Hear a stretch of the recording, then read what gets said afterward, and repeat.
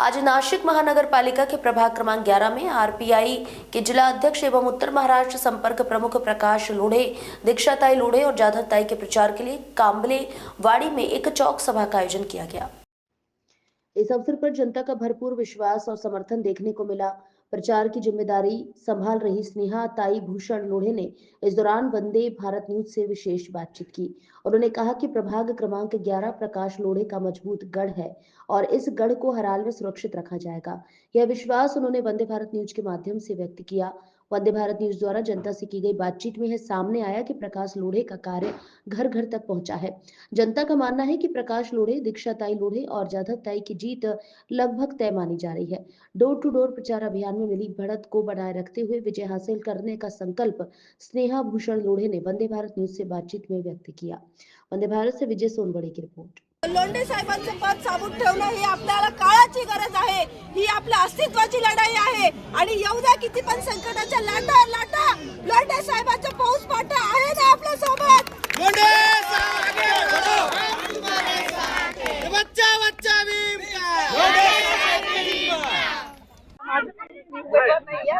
आम्ही आता कांबळेवाडीमध्ये प्रभाग क्रमांक 11 चे उमेदवार दीक्षाताई लोंढे यांच्या प्रचारासाठी कांबळेवाडीमध्ये आपण आता पाहत आहोत की कमीत कमी हजारो लोकांची उपस्थिती इथे आहे। प्रकाश लोंढेंच्या अनुपस्थितीत बी या प्रचाराची धुरा स्नेहाताई भूषण लोंढे आणि दीक्षाताई नानाजी लोंढे यांनी पूर्णपणे हातात घेतलेली आहे।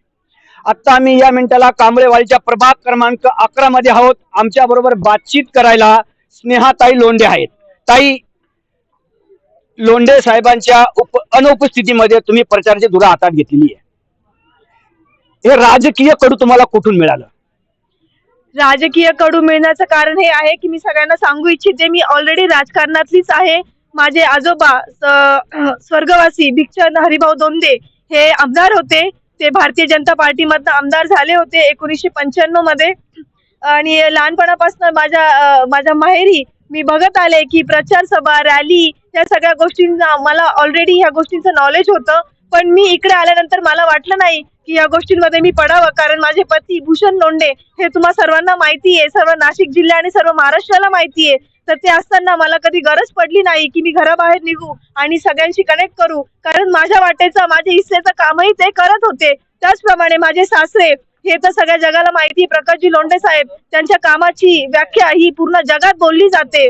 तर मला हे बाळकडू लहानपणीच भेटलेलं होतं, पण त्या बाळकडू मध्ये भर म्हणून माझ्या सासऱ्यांनी मला सतत सांगितलंय की बाई, डोक्यावर बर्फ ठेव, शांत राहा आणि समाजाची सेवा कर। लोंढे साहेब आगे बढ़ो, हम तुम्हारे साथ हैं। आता इथं आपल्याला हजारो लोंढे साहेबांचे चाहते आपल्याला दिसत आहे। आपण ताईंनी सांगितलं लोंढे साहेबांनी जो विकास केलेला आहे, ठीक आहे, जनता आपण जनतेला विचारूया की लोंढे साहेबांचा विकास त्यांच्यापर्यंत कुठपर्यंत पोहोचलेला आहे। ताई, तुम्ही काय सांगाल? लोंढे साहेबांना तुम्ही किती वर्षापासून ओळखता? मी त्यांना भरपूर वर्षापासून म्हणजे 30 वर्षापासून ओळखते, जन्मापासून। लोंढे साहेबांनी तुमच्या समोर असा आपल्या कांबळेवाडी, जगतापवाडी परिसरामध्ये काय विकास केलेला आहे ज्याची आता करायची गरज पण नाही, तरी पण काही उमेदवार विकासाच्या नावाने तुमच्याकडे मतं मागायला येऊ राहिले? रोड केले, पाणी आणलं, लाईट आणली, सर्व भरपूर केले। आता फक्त घरपट्टीची बाकी सर्व केलेलं आहे। आणि आता गरीब जे गरीब आहे त्यांचे साखरपुडे होता इथं, नाही तर होत नव्हते, एकदम मातीचा रस्ता होता। म्हणजे साखरपुडा सुद्धा होत आहे। एवढा विकास तुमच्या दारापर्यंत पोहोचलेला आहे। काही लग्न होतं,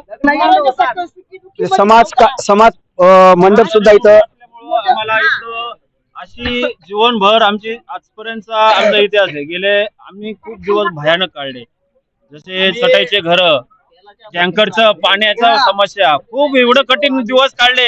आणि आज आम्हाला सुखादुखात सर्वात मोठं कार्य जर साहेबांनी आम्हाला एवढ्या समाजात वावरायला जर शिकवलं असेल तर आज गरीब म्हणून गरीब म्हणण्यापेक्षा बरोबरीने राहण्याची आम्हाला जी वोट दिली करून, जी साहेबामुळे आज आम्हाला वोट आणि नोट आणि सर्व असं अभिमानाने जीवन जगण्याचा चान्स दिला, तो साहेबामुळे आम्हाला भेटला।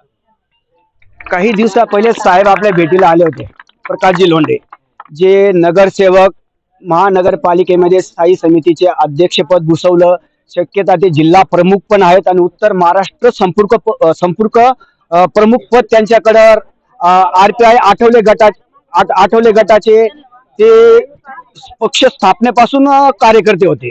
ताई, तुम्ही कांबळेवाडी परिसर प्रभाग क्रमांकाच्या 11च्या उमेदवारांना निवडणुकी आणि पूर्ण पॅनल निवडून आणण्यासाठी तुम्ही आज घरोघरी प्रचार फेरी करताय, तर तुम्ही मतदारांना काय सांगणार? तुम्ही लोंढे साहेबांना का निवडून द्यावं आणि संपूर्ण पॅनल का निवडून द्यावा? नक्कीच दादा, थँक्यू मला हा प्रश्न विचारल्याबद्दल. या प्रश्नाचं उत्तर देताना मला असं वाटतं की इथं ऑलरेडी लोकांच्या मनात आलेलं आहे की याचं उत्तर काय देणार आहे वहिनी. लोंढे साहेबांनी घॅस्केटच्या घरापासनं डबल मजल्याची घरं बांधलीत. आता या कांबळेवाडीचं विकास कार्य चालू झालेलं आहे. आता तुम्ही पुढच्या पंचवार्षिकला आले की तुम्हाला इथं डबल मजल्याचे घरं दिसतील. हा लोंढे साहेबांचा विकास आहे. हे जे आता ताईंनी बोलले की मातीचे रस्ते होते, मातीच्या रस्त्यापासनं सिमेंट कॉन्क्रिटीकरण करणं हा लोंढे साहेबांचा विकास आहे. लोकांना भाड्याने वीज घ्यावी लागत होती, भाड्याने वीज घेऊन लोक त्याच्यावरती दिवस काढत होते आणि ती काहीतरी अराउंड 7 o'clock 7 वाजता भेटत होती संध्याकाळी. तर लोकांना आता 24 तास वीज पुरवठा केला. हे लोंढे साहेबांचं विकास कार्य आहे. त्याचप्रमाणे लोकांना जसं दादांनी सांगितलं की टँकरनी पाणी यायचं आणि टँकरनी पाणी आल्यानंतर चेंगराचेंगरीमध्ये अत्यंत लोकांना दुखापत होत होत्या. कोणाला पाणी भेटायचं, कोणाला नव्हतं भेटत, लोकांचे भांडणं व्हायचे आणि पाण्याची समस्या ही महिलांपेक्षा जास्त मला नाही वाटत कोणाला माहिती असेल, कारण पाणी हे महिलांनाच जास्त लागतं, घर कामासाठी लागतं आणि इतरही कामांसाठी लागतं. त्या पाण्याच्या समस्या या लोंढे साहेबांनी सोडवलेल्या आहे. तुम्ही आज जर का कांबळेवाडीत शेवटपर्यंत गेले तर तुम्हाला दिसेल की प्रत्येक दारात नळ आहे, गल्ली गल्लीत रस्ते झालेले आहेत. हे विकास कार्य आहे लोंढे साहेबांचं. आणि एखाद्या नगरसेवकाचं कार्य काय असतं की लाईट, पाणी, नळ या सगळ्या गोष्टींचा विकास ऑलरेडी झालेला आहे. आता हे ज्या दुसऱ्या रॅल्या येतात विकासाचे वारे, अरे कोणते विकासाचे वारे, कसले विकासाचे वारे? इथे तर ऑलरेडी विकास झालेला आहे. स्वतः जनता सांगते की इथे मातीचा रस्ता होता, उभं राहण्याची जागा नव्हती, तोपर्यंतचा तर लग्न, साखरपुडे, हळदी समारंभ इथं होतोय. हा विकास झालेला आहे. हा विकास आम्ही एवढाच विकासावरती थांबणार नाही, कारण आता आम्ही बघतोय की मागच्या 7-8 वर्षात महानगरपालिकेच्या निवडणुका या झाल्या नाही, तेव्हा हे माझे जे बंधू मंडळी आहेत हे लहान लहान होते, तोपर्यंत आम्हाला या गोष्टींचा काही आयडिया नव्हती. पण आता आम्ही बघतोय की जो वर्ग आहे माझ्या वयातला, म्हणजे 20 ते 30 वर्ष वयोगटातला, तो अत्यंत झपाट्याने वाढलेला आहे. मुलं मोठी झालेली आहे आणि आता त्यांना रोजगाराची संधी मिळणं हे गरजेचं आहे. तर मला असं वाटतं की नळ, पाणी, रस्ते हे तर साहेबांनी केलेलंच आहे, पण मेन म्हणजे आता ह्या जनरेशनला आपल्याला आर्टिफिशियल इंटेलिजन्स सारख्या गोष्टी इंट्रोड्यूस करायला हव्या. मी स्वतः एक सॉफ्टवेअर इंजिनियर आहे, बार्कलेस कंपनीमध्ये मी काम करते. मला असं वाटतं की ह्या सगळ्या मुलांना एकत्र घेऊन एखादा क्लासरूम जरी आपण चालू केला आणि त्यांना आर्टिफिशियल इंटेलिजन्सचे, मशीन लर्निंगचे किंवा कुठल्याही सॉफ्टवेअर लँग्वेजचे जर का आपण धडे दिले तर नक्कीच ते आयुष्यात काहीतरी करू शकतील. कारण मला ह्या मुलांवरती पूर्ण विश्वास आहे की ते मुलं ह्या गोष्टींवरती खरे उतरतील. तर आमचा पुढचा कौल असेल की जे वयोगट 20 ते 30 मध्ये आहेत किंवा 35 मध्ये जास्तीत जास्त, त्या मुलांकडे आम्ही लक्ष देऊ आणि त्यांच्या रोजगारासाठी आम्ही प्रयत्न करू. लोंढे साहेबांना या गोष्टी सांगण्याची गरज नाही. ते स्वतः एक इंजिनियर आहेत. त्यांनी स्वतः नाशिक महानगरपालिकेमध्ये इंजिनियर म्हणून काम केलेलं आहे. त्यामुळे त्यांना या सगळ्या गोष्टीचं नॉलेज आहे. सर्व गोष्टी त्यांना माहिती आहेत, शिकलेले आहेत, सुदृढ आहेत आणि त्यांना सगळ्या गोष्टी कळतात. त्यामुळे आमचं आता पुढचं लोकांना हे सांगणं आहे की कोणाचं लाईट, पाणी आणि नळ या खोट्या नाट्या समस्यांना बळी पडू नका. तुम्हाला येऊन कुठल्याही खोट्या थापा देतील, त्या थापांना अजिबात आहारी जाऊ नका आणि आपले बहुमूल्य मत हे फक्त लोंढे साहेब, दीक्षाताई आणि नंदिनीताई यांना द्या. आणि जे क मधलं मत आहे ते तुम्हाला बोनस आहे. जसं मी सांगितलं तिथे तुम्ही तुमच्या मनाने कोणालाही द्या.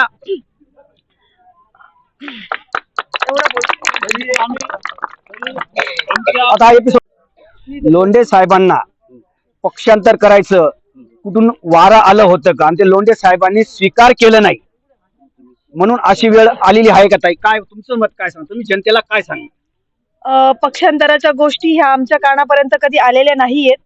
पक्षांतर करायचं जरी असतं तरी लोंढे साहेबांचे हे सगळे मित्र परिवारच आहेत. सगळ्या जनतेला आणि सगळ्या समाजाला माहिती आहे की जेव्हा विधानसभेचं इलेक्शन होतं किंवा लोकसभेचं इलेक्शन असो, लोंढे साहेबांनी महायुतीला नेहमी साथ दिलेली आहे. त्यामुळे बीजेपी असो, भारतीय जनता पार्टी असो किंवा शिवसेना शिंदे गट असो किंवा आरपीआय असो, हे महायुतीमधले सरकार आहे. त्यामुळे त्यांना पक्षांतर करण्याची गरज मला नाही वाटत होती आणि त्यांना कोणाचा अशी काही ऑफर आली असेल हेही मला वाटत नाही आणि त्याच्यामुळे या गोष्टी घडल्या असतील हेही मला वाटत नाही. जे कायद्याच्या अंतर्गत आलं, जे आपल्या कायद्याच्या बालेकिल्ल्याच्या अंतर्गत जे जे पोलीस लोकांना म्हणजे पोलीस प्रशासनाला वाटलं त्या गोष्टींवरती त्यांनी ऍक्शन घेतली. कारण पोलीस प्रशासनाचं काम हे आहे की कोणी कोणावरती गुन्हे केले तर त्याची पडताळणी करेल. आमच्यावरती कुठलेही गुन्हे अजून सिद्ध झालेले नाहीत, फक्त गुन्हे आहे म्हणून आमच्या लोकांना सोबत ठेवलेलं आहे त्यांनी, पण अजून कुठल्याही गुन्ह्यांची शहानिशा की हे गुन्हे खरे की खोटे हे कोर्टात सिद्ध होईल. तर मला नाही वाटत की ह्याच्यात कुठल्याही राष्ट्रीय पक्षाचा काही डावपेच असू शकतो. रिपीट करा ना. प्रभाग क्रमांक 11 मध्ये आहोत आपण आता कांबळेवाडीमध्ये. इथं जवळपास हजारोने जनसमुदाय हा प्रकाश लोंढे आणि दीक्षाताई लोंढे आणि आपले तिसरे उमेदवार नंदिनीताई जाधव यांना निवडून आणण्यासाठी चंग बांधलेला आहे यांनी. म्हणजे आमच्या वार्डामध्ये फक्त आणि फक्त प्रकाशजी लोंढे, दीक्षाताई लोंढे आणि नंदिनीताई जाधव एवढंच चालणार. आम्ही कोणत्याही प्रबोधनाला बळी पडणार नाही. त्यासाठी आमच्या बरोबर आता काही बातचीत करायला सर आपलं नाव? परशुराम साठे. परशुराम साठे आहेत.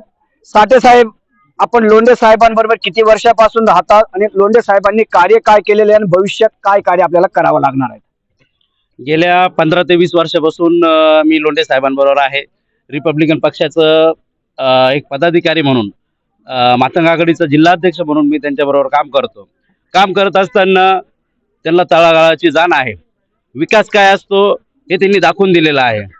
त्यांचं नाशिक जिल्ह्यात असेल, उत्तर महाराष्ट्रात असेल, इव्हन महाराष्ट्रात, पूर्ण महाराष्ट्रात लोंढे साहेबांचं एक नाव आहे, लोंढे ब्रँड आहे. लोंढे ब्रँड हा विकासा मुद्द्यावर झालेला आहे. त्यांनी तळागाळातून जो विकास केलेला आहे, तळागाळापर्यंत जे पोहोचलेले आहे, त्याचं नाव प्रकाश लोंढे आहे.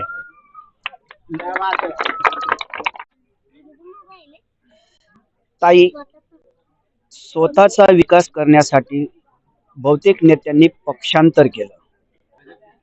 जो पक्षांतर करणारा उमेदवार आज मी याचा झेंडा घेऊ त्याचा झेंडा घेऊ, ह्या व्यक्तींकडनं जनतेचा खरा विकास होईल का?